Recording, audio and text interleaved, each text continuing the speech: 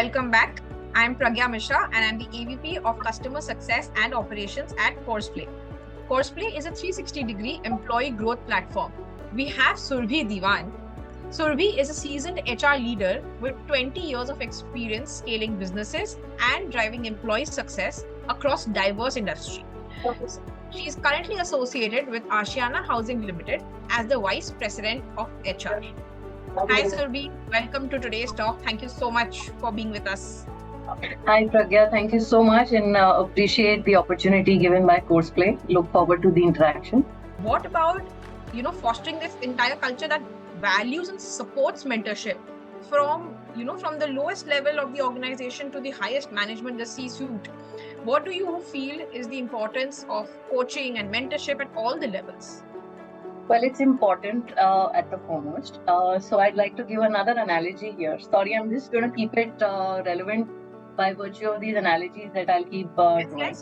So imagine the whole organization as a ship, all right? And on this ship, everybody is on board and we are all expected to row together and reach a final destination, a beautiful paradise island, right? Now, without mentorship and coaching, it's like you've got a whole bunch of rowers who all think that I'm the captain, right? So on one side, you've got Bob, who's trying to steer to the Bermuda Triangle because in his mind, Bob thinks that that's the paradise spot.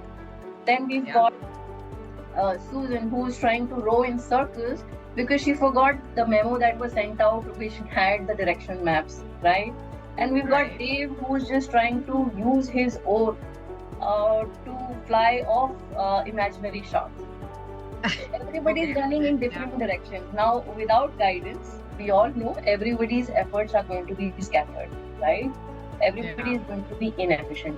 So it will all end up being chaotic and you'll probably never reach the destination that you had chalked out as an organization, right? So your final destination may be earmarked, but when there is lack of direction and structure, it's just going to be everybody's trying to do something, but without concerted effort and all having a lack of alignment, we'll not reach where we wanted to.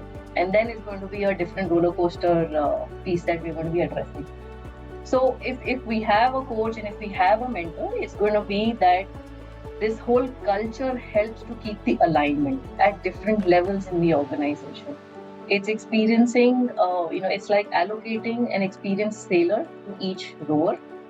They are all going to be coached for different capabilities, which means Bob needs to be told what is the importance of sticking to the course. They all need to reach the final destination. Susan gets a coach who is going to teach her how to use the compass better and navigate better as a result. And Dave, of course, he's going to be told to, control or curb his enthusiasm and actually do the task, which is rowing and heading into the same direction as the other.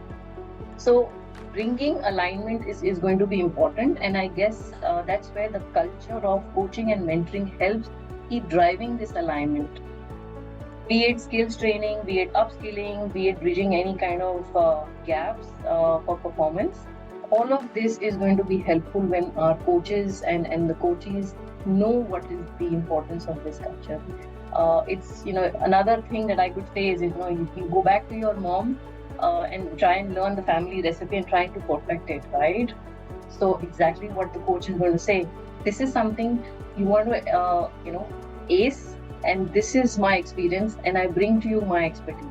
So there is a clear alignment and clear outcomes, and we're able to effect, performance at a different level, and as an organization also steer in a common direction.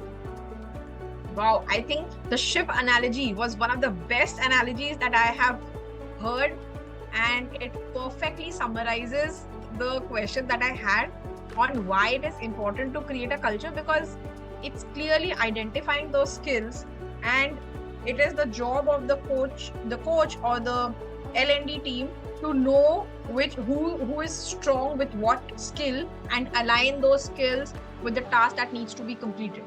Correct. So in the same light, you have subject matter experts in the organization who would have domain knowledge and expertise, and there will be people who will want to learn cross-functionally and gain experience, hands-on experience when they have job rotation. So these are things which are going to be coming very handy.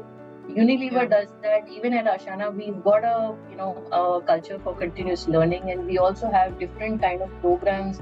We've got an AVP program in which we try and get people to be participating and learning cross-functionally. They have the comfort of moving out of their current department and going and learning cross-functionally, acquiring skills, and then over a period of time through different job rotations, through deputation projects, they will be able to scale up and learn skills which are not just of their domain but other domains, and be better general management candidates for the organization.